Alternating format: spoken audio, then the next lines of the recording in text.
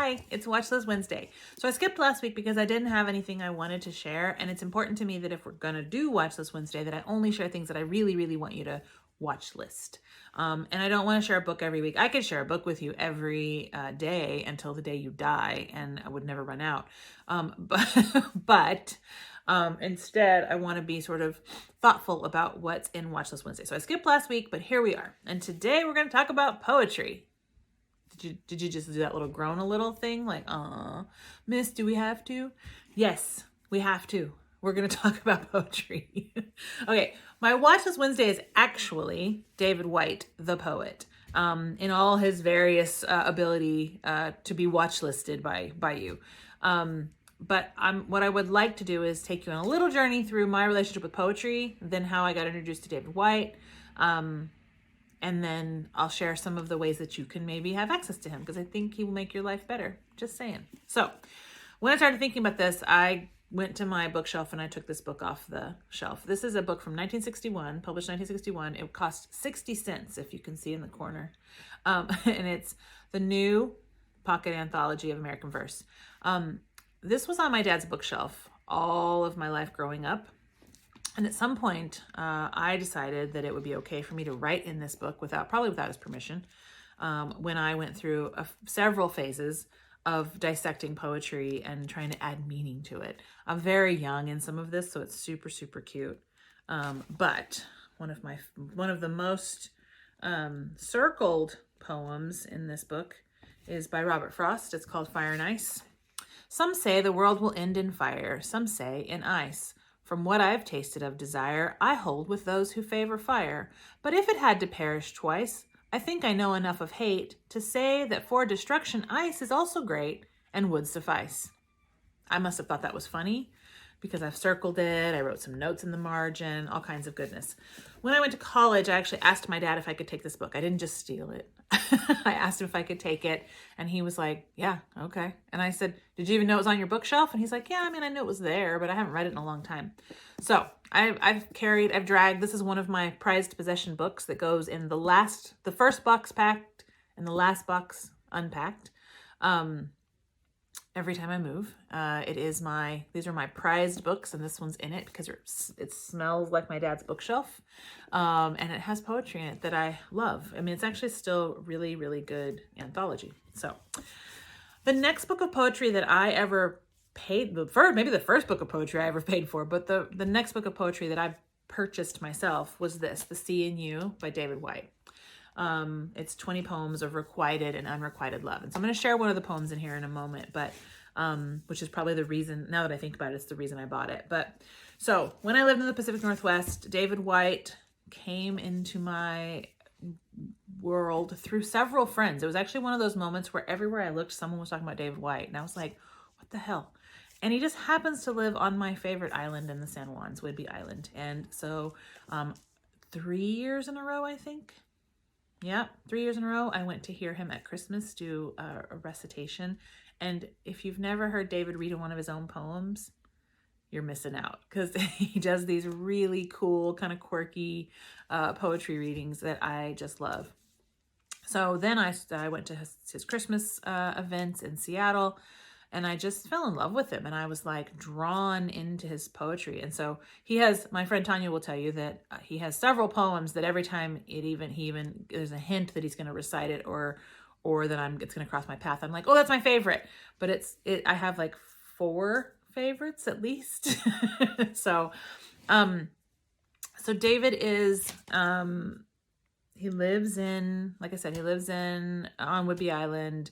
He's a man of the world. He's one of those people that he starts telling a story and you're like, of course you've been on a trek through the Andes and nearly died and fell in love with a woman in Spain when you were both in Vietnam. Like, I mean, it's just like, who knows? Every time he opens his mouth, he tells a story and you're like, really? That happened? But it did. So, during the pandemic, he started doing these video series, were like webinars, basically. He would call them like three Sundays in July and 3 Sundays in November. And he charges, I think what's reasonable rate. And you can actually, there's even like a they'll help if you can't afford the full price. I think that at least they were during the pandemic. And his goal is to get as much, to get poetry in as many hands as he can, right? So as much access to poetry into hands, both from the perspective of the art of poetry, but also he does a lot of business and cultivates kind of the use of poetry in the business world. So super, super fascinating. So I would recommend you go to Many Rivers, davidwhyte.com. It's DAVIDWHYTE. That's how you spell his last name, WHYTE. And check out what he's doing. Check out his events. He does these great walking tours in Ireland. And I mean, he does some cool stuff. His next series of 3 Sundays is in September. We just finished the July one. I hadn't done it for a while, which is why this kind of got lit back up in me. I did it every month all through the pandemic. And then I took a break and went back this month. My friend Tanya Stump and I both went back this month, and just really, really good, good content, really interesting. Some of his newer work. He also recites other people's poetry, which is really fun to watch him do. And so the next one's in September. If you're interested, sign up for that. He very likely will do the Christmas thing in Seattle if you're in that neck of the woods in, I think it's late November, early December. He has some weekend events. He has one in Oxford in October. He has one on Whidbey Island, I think in September. Anyway, super, super worth your time. You can also go to Facebook or Instagram and look him up, DAVIDWHYTE. He will share his poetry, and you can even catch him reading some of it. He also does photography that's very, very beautiful. So let me just share this. I'll share some bits of this poem, which might give you an indication of why I bought this book. It's called Midlife Woman. Midlife woman, you are not invisible to me. I seem to see beneath your face all the women you have ever been. And he goes on, there's some of it, then he says this: midlife woman, you are not invisible to me. In you, I see a young girl lifting her face to the sky. I see the young woman in hallowed light, full and strong, standing before the altar of time, waiting for her chosen.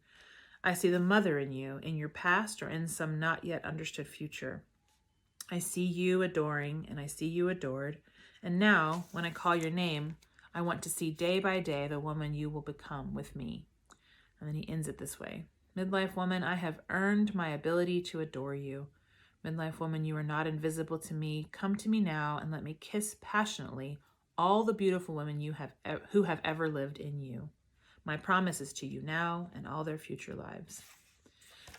So it's a lovely, it's a great love poem when you're married and you're in midlife, but even just to women in general.